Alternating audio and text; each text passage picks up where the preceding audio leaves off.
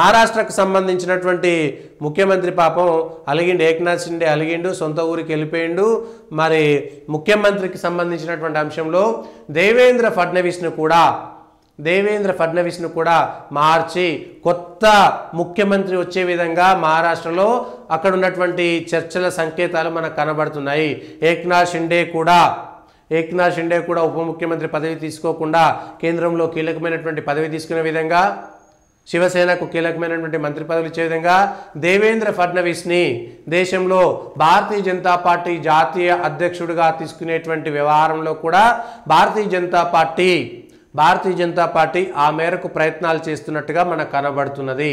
కాబట్టి ఇప్పుడు కేంద్రంలోకి వెళ్తారా, ఇవాళ రాజ్యసభ కూడా వస్తుంది కాబట్టి రాజ్యసభలోకి వెళ్ళొచ్చు.